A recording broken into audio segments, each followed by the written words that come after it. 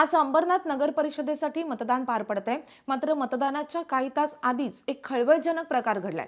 त्याचं झालंय असं की अंबरनाथमध्ये एका हॉलमध्ये काही महिलांना म्हणजे जवळपास 200 महिलांना एकत्रित केल्याचं समोर आलं आणि या सगळ्या महिलांना बोगस मतदान करण्यासाठी आणलं गेलं असा आरोप भाजपनं केलेला आहे, तोही शिंदेच्या शिवसेनेवर.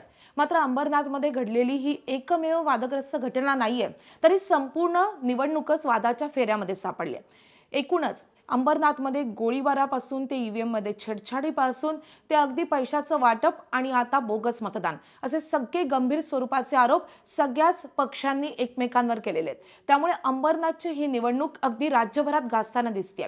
मात्र अंबरनाथमध्ये महायुतीमधल्या दोन घटक पक्षांमध्ये म्हणजे भाजप आणि शिंदेची शिवसेना यांच्यामध्ये इतका टोकाचा संघर्ष नेमका का सुरू आहे आणि नेमक्या काय घडामोडी घडलेल्या आहेत गेल्या काही दिवसांपासून हेच आपण जाणून घेऊयात या व्हिडिओद्वारे. त्याचं झालंय असं अगदी 3-4 दिवसांपूर्वी मुख्यमंत्री देवेंद्र फडणवीसांची अंबरनाथमध्ये सभा होती.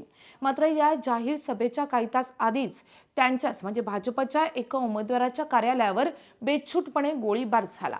त्यानंतर मुख्यमंत्र्यांची जी सभा झाली त्या सभेला मोठा पोलीस बंदोबस्त तैनात करावा लागलेला होता आणि या बंदोबस्तामध्ये ही सभा पार पडली. इतकंच नाही तर त्यानंतर अगदी मतदानाच्या आदल्या रात्री भाजपवर आरोप झाला तो पैसे वाटप केल्याचा आणि तो आरोप केलेला आहे राष्ट्रवादीनं.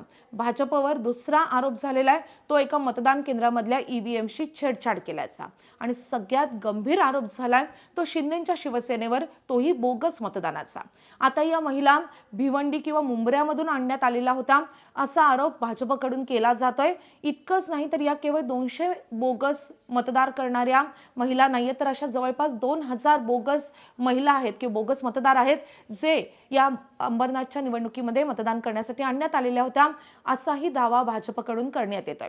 आता या संदर्भातलं गूढ वाढलंय, मात्र तपासाअंतीच यातलं सत्य समोर येणार आहे. मात्र शिवसेना आणि भाजपमधला हा संघर्ष नेमका काय आपण हे राजकीय गणित समजावून घेऊयात. तर अंबरनाथमध्ये शेवटची निवडणूक झाली होती 2015ला आणि तेव्हा शिवसेनेनं या नगर परिषदेवर सत्ता मिळवलेली होती आणि तेव्हापासूनच शिवसेनेचं पूर्णपणे या नगर परिषदेवर वर्चस्व आहे आणि त्यातच जेव्हा शिवसेनेची दोन शकलं झाली तेव्हा शिंदेच्या शिवसेनेनं या भागामध्ये आपला दबदबा निर्माण केला आणि त्यामुळे शिंदेची ताकद किंवा शिंदेचा एकूण बालेकिल्ला म्हणूनच ही नगर परिषद ओळखली जाते. मात्र यंदाच्या निवडणुकीमध्ये महायुती म्हणून नाही तर स्वतंत्रपणे हे सगळे पक्ष निवडणूक लढवत आहेत आणि त्यामध्ये शिंदेची शिवसेना आणि भाजप यांच्यामध्ये टोकाचा आणि थेट सामना होत आहे. त्यासोबतच ठाकरेंची शिवसेना असो, राष्ट्रवादी काँग्रेस असो की काँग्रेस हे पक्षही स्वतंत्रपणे निवडणुकीच्या रिंगणामध्ये आहेत. मात्र टोकाचा संघर्ष या दोन पक्षांमध्येच होत असल्यामुळे स्वतः मुख्यमंत्री देवेंद्र फडणवीस अंबरनाथमध्ये आले आणि सभा घेतली त्यांनी. त्यासोबतच शिंदेच्याही अंबरनाथमध्ये 2 सभा पार पडलेल्या आहेत.